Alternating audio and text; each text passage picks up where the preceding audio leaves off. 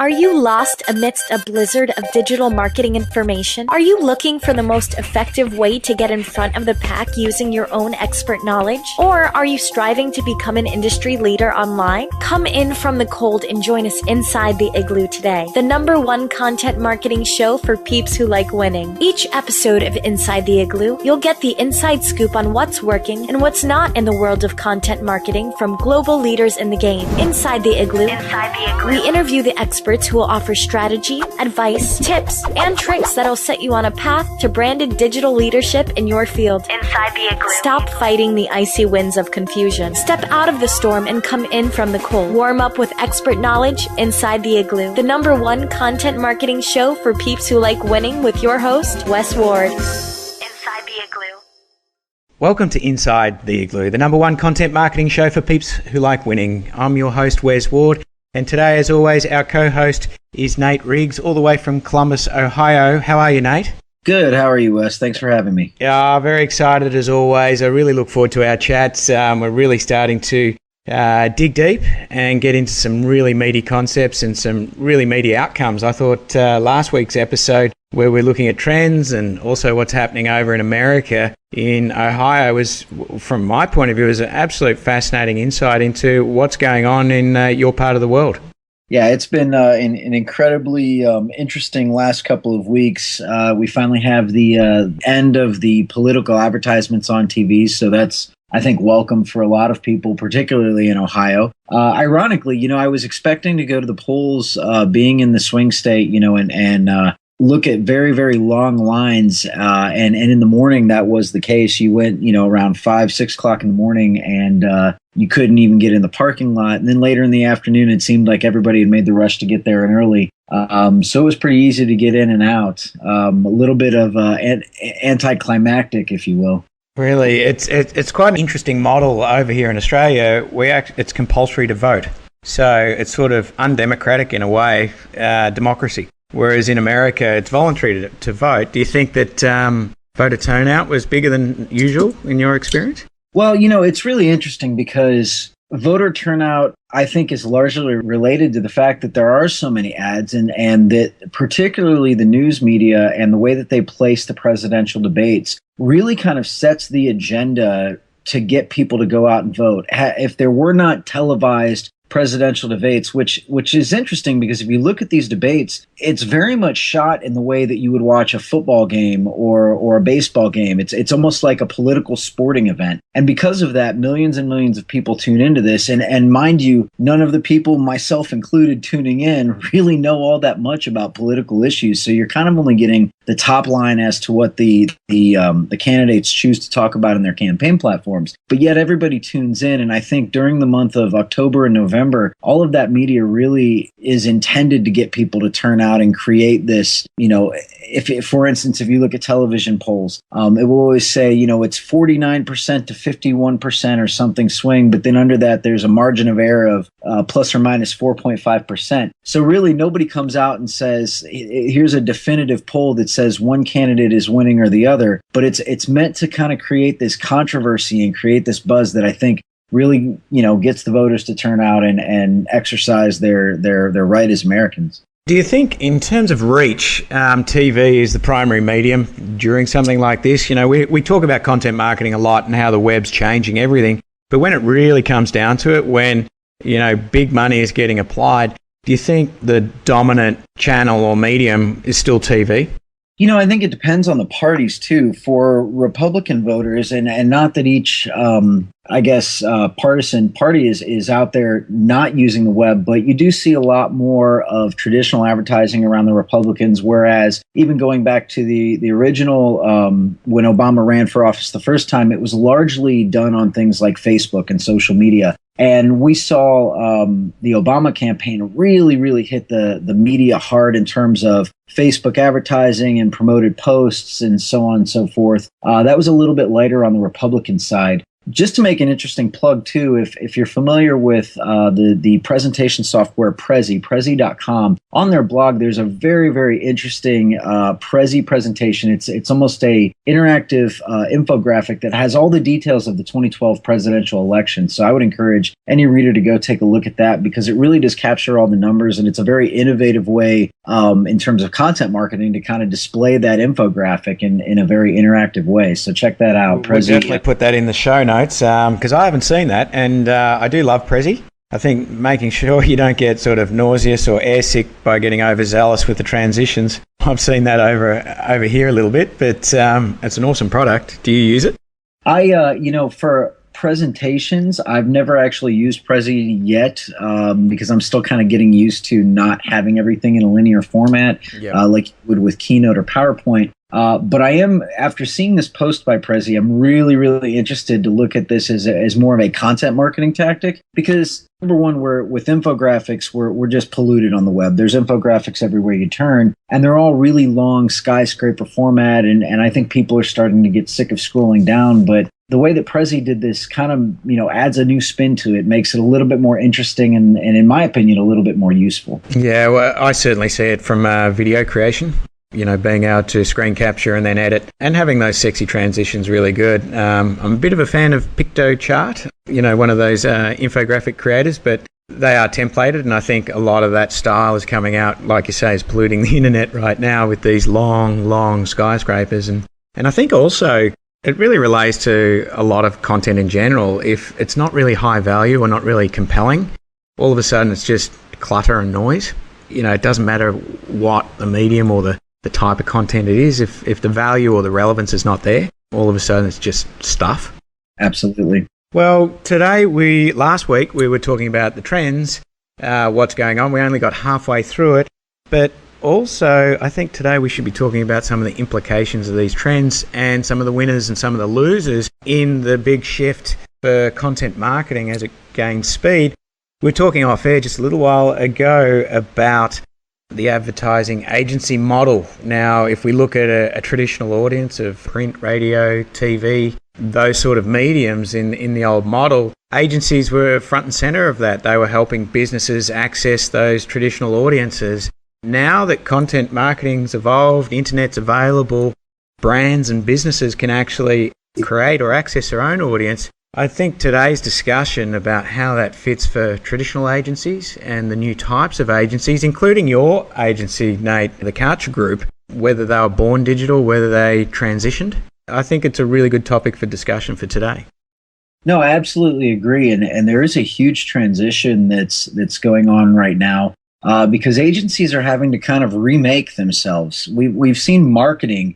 I think the bigger trend too is that we've seen the art of marketing, the art and science of marketing, change so drastically over the last 5 years that the playing field, the agencies are scattered all over the board. So a lot of that, you have inbound marketing agencies, digital agencies, traditional agencies, agencies that were full service that are now, acquiring smaller agencies to try to beef up different, parts of their offering. And that's exactly what happened in the case with Karcher Group. We've made a couple strategic acquisitions over the last couple of years to add on the capabilities that unfortunately were required to be considered a full service digital agency. So what was the background of the Karcher Group? Were they a traditional agency to begin with? So Karcher Group was always a pure play digital agency, and that meant basically building websites, doing search engine optimization for clients, both on the organic side as well as the paid media side, and then growing things and taking on things like email marketing and so on and so forth. So the one thing that TKG's never really done is anything traditional or print. Right. But pretty much if it touched the web from hosting on out, was something that we were definitely interested in terms of business. And over the last couple of years, we've had to add on capabilities in terms of content marketing and social media, and even a variety of different consulting services. Because what's been interesting is as marketing has changed, there's a call for more strategy as well. Whenever you offer a new medium or a new way to reach customers, obviously there's a new way of thinking about that, and how does that fit into an organizational strategy. So I think across the board, you've seen a rise in not only on the consultant side of people who offer strategic services and help organizations think about these new channels and how they're going to use them to reach customers, but also on the agency side as well. So how does the Karcher Group, and obviously you're front and center of digital and social media and content, you know, there's a lot of digital agencies out there. There's a lot of smart kids out there that, you know, can build websites. They've got in there and they're well ahead of the game when it comes in terms of positioning themselves in front of business owners who know very little or may be keen, but they may not necessarily be aware of this shift already going on. How does those types of agencies adjust, and how do Karcher go about adjusting themselves? Well, with traditional, it really comes down to, I think, the culture of the organization as well as the budget. I mean, there's a lot of different ways to grow, and I think it's JayBaer has a really JayBaer at convinceandconvert.com has a really interesting presentation on the whole agency dynamic.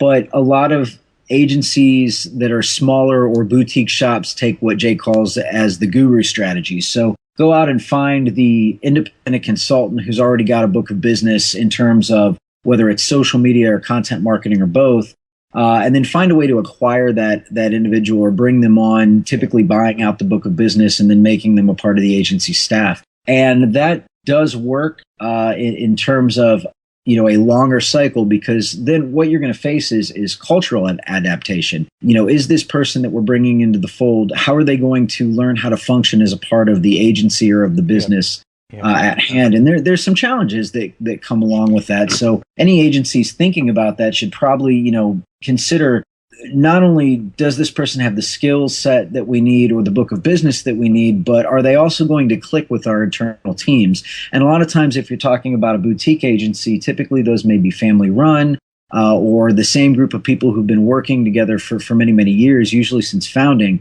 So there is a tough dynamic for anybody new to break into that type of a situation. Another approach that you see with a lot of larger agencies is really to kind of hire personnel and then engage in some type of very robust training sequence.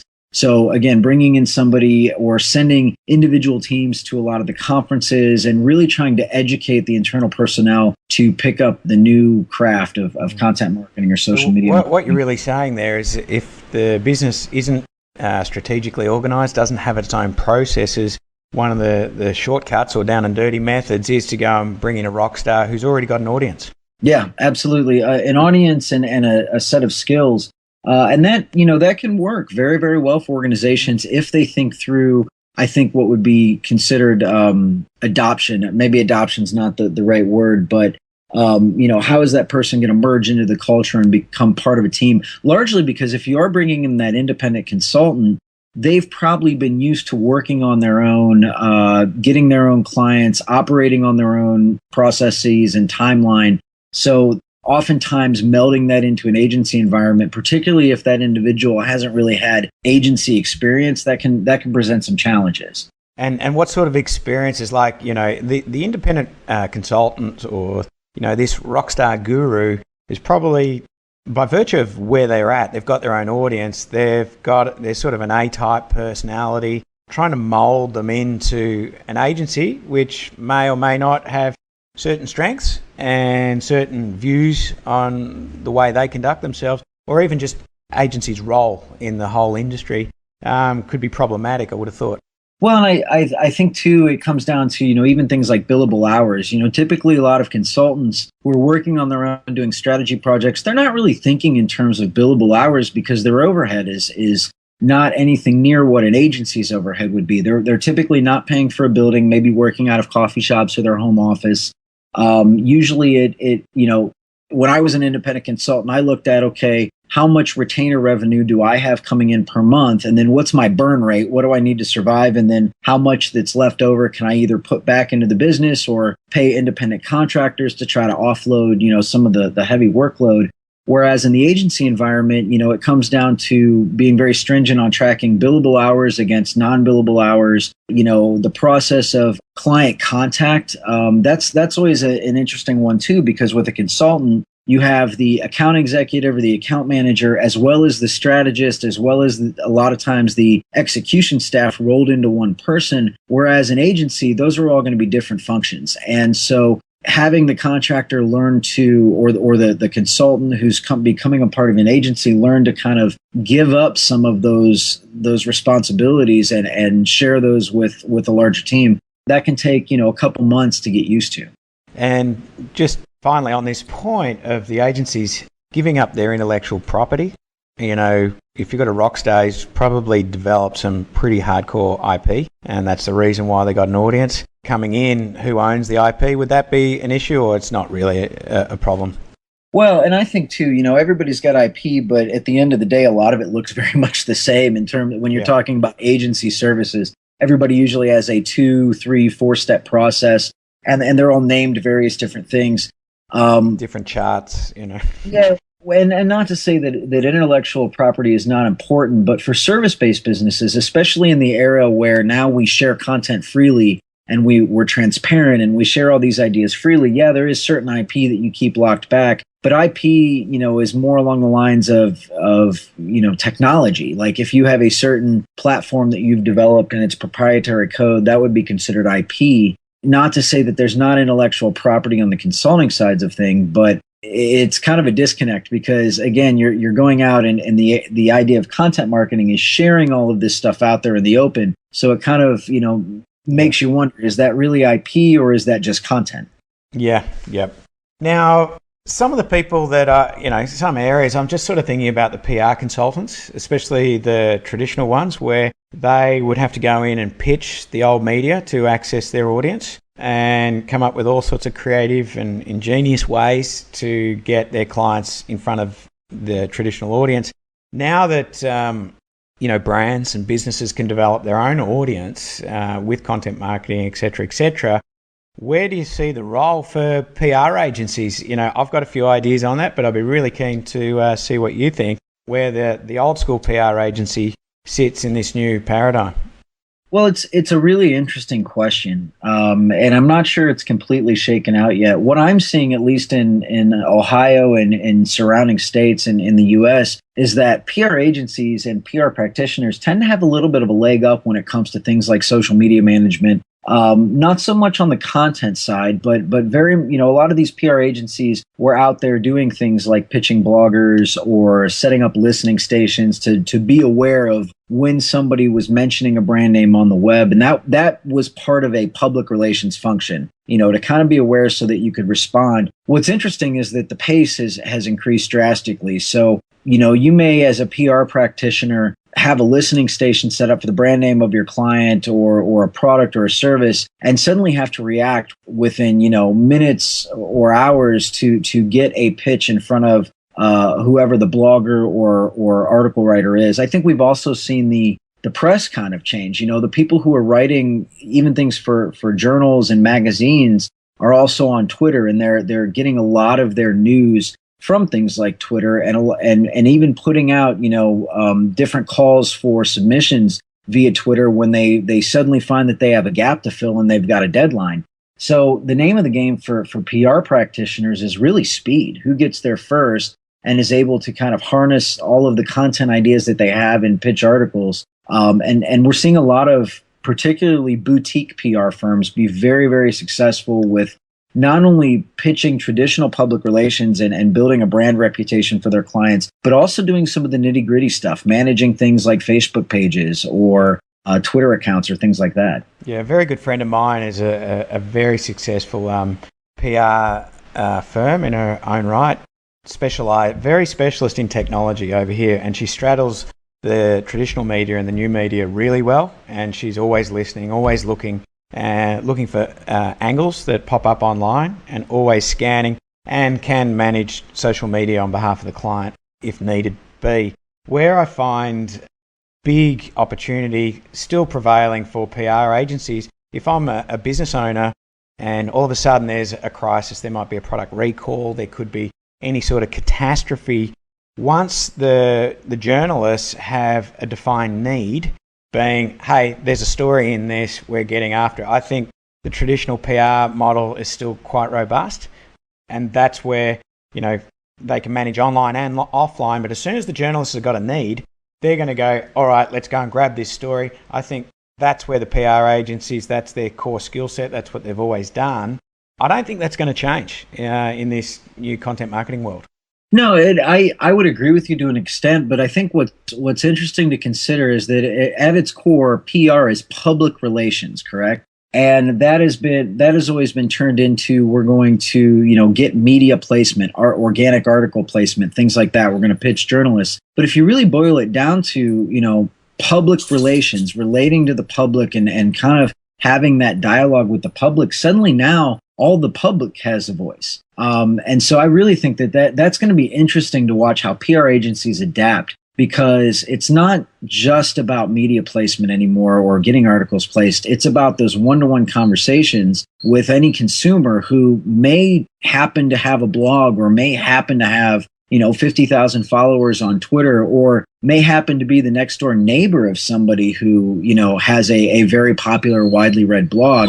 And you never know exactly how that's going to pan out.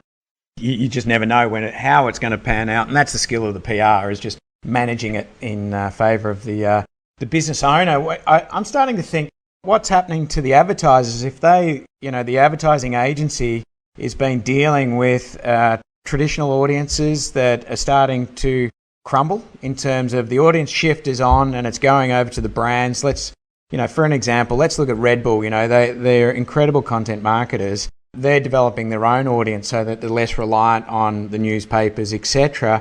A traditional advertising agency that would have helped a Red Bull place their media, manage their media, and extract the most value out of the advertiser's audience, where do they sit? Because their relevance, I don't think, is going to be eliminated at all, but I think they may just not be as needed as much as in the past, because their clients are building their own audience. Do you think? I think you've hit the head on the nail too. And it really comes down to, you had these traditional agencies that were masters of the traditional channels. So you had media buyers that were very skilled at how to negotiate rates for, the lowest total rating points in terms of value that you could get, where to place the media. And that was a very skilled job. And not to say that traditional media, TV, radio, things like that is dying, because it's not. If you look at the way that the budgets are shifted, the large majority of the budget still goes to traditional media buying. And rightly so. It is still somewhat effective in terms of creating that brand recall. The question is that once you've created that top of mind awareness and a consumer can recall a brand, then where do they go? Then what do they do? I think it's mitchjoel talked about this at Content Marketing World, and I always thought it was a really interesting comparison. He basically looks at the difference between passive media, traditional media, where we sit and watch a television commercial or so on and so forth, and active media, which is anything on the internet where we're out actively seeking the information. And ultimately, those two things need to work together. But now you have this, in like you cited in the Red Bull case, you have this dynamic where the brands can actually go out, invest money and time and content into building their own media channel. A Facebook is kind of like your own television channel, if you will. You control the programming. You can also advertise to that fan base. A lot of people don't take advantage of things like Facebook marketplace ads that you can serve to your own fan base. But essentially, it's all the makeup of a media channel. And now you can take that and you can do the same thing on Google Plus or on Twitter. So that's going to be interesting to see. How will traditional media agencies learn how to support the construction of a brand's owned media channel? And what I mean by that is a Facebook page or something that they build and they secure the audience and they keep the audience engaged. How will traditional advertising agencies, or when will they learn that they can use traditional media to support those client goals for their clients? Couldn't agree more. The last participant I find in this service provider model that can be affected by this major transition are the journalists. We look at the newspaper publications, they're under pressure, their revenues collapse. I think if we look over here at the Fairfax Group and the Age newspaper, they always proclaim their rivers of gold in their classifieds. And I remember reading a stat, I think last year or 18 months ago, where the revenue per 1,000 views in their paper was something like $50, whereas online, the CPM or, the cost per 1,000 views was about $2. So the actual margin structures completely collapsed for them. And as a result, they're under pressure, with their overheads, etc. And then as a result, there's going to be retrenchments, and there's a lot of adjustment going on over here, as there are around the world. in your end of town as well as over in Europe. I see the journalists as critical as in this shift, that there's a big opportunity there for them. And, where they've been serving publications, if business owners who are embracing the new medium and looking to be publishers themselves, they don't necessarily have the skill sets. And I think this is a no-brainer for the journalists and the journalistic industry to be filling that void. Do you think? I absolutely agree with that. I think what we're going to see in 2010, 2011, and even 2012 were kind of the years of brands adding strategic personnel, i.e. a chief content officer or a vice president of content marketing or so on and so forth. And now we're hitting the point where these people are in place and they've kind of built the business case and found budgets, but they don't have enough hands to be able to do the work. And so a lot of that work is getting offshored to different agencies that are more traditional agencies that already have relationships with the brand. And that's either a hit or miss. It's either really, really good or it doesn't quite hit the mark. So there is a huge opportunity for journalists to kind of step into these brand journalism roles as the execution team, as the people who are actually writing the content or shooting the video and producing the content or producing the slideshare decks, whatever the delivery vehicle is. Not to mention repurposing. You get one content theme that can go in 6 or 7 different places. That takes a lot of hours to produce that. So I think, for journalists who maybe find themselves out of work, or even students of journalism who are nearing graduation at their university and wondering, do I really want to go and work for a newspaper or do I want to do something different? There's a huge opportunity to come in and be that kind of rank and file or in the trenches employee for a brand that's creating the stories. And I think ultimately, with years of experience doing that for a brand, there's opportunity to then work into more of that strategic role. I'm loving it. What's your dog's name? Oh, sorry about that. His name is Lenny, and he lets me know when anybody gets within about 30 feet of my house. Fantastic. All right. Well, that's a good guard dog. I think just on that point, it's a really good spot to wrap up. I think this is the new agency model, or one of. Brands or businesses could employ one of these guys or girls, but if they don't have budget or just don't have enough work, be spread across 10 clients, a journalist has an agency and they're employed full time. And I think this is the great opportunity as part of this shift for that industry and those people who serve it to adjust for the better rather than throwing their hands up and going, newspapers are dead. Yeah, it's, and it comes down to, if you enjoy creating content, if you're passionate about writing, whether it's in a newspaper format or a magazine or, in a blog, content is content. It's all about storytelling, and it's all about finding a compelling way to move the audience from one point to another. And if you are able and passionate to do that, then there's ultimately a place for you to, make a career out of that. Absolutely. Well, I think that's a great point to wrap up for today. We'll be adding all in the show notes, the references that we made today for our audience. For everyone listening, I hope you got a lot out of it. We really welcome and look forward to comments. Check out Nate's profile and the Karcher Group online as well. And make sure that you sign up to our VIP list, where you get all the cutting edge information as it's released, plus a few bonuses from time to time, because we just want to make sure that our group is well looked after. We've got a solid tribe inside the Igloo and as part of the Content Igloo brand.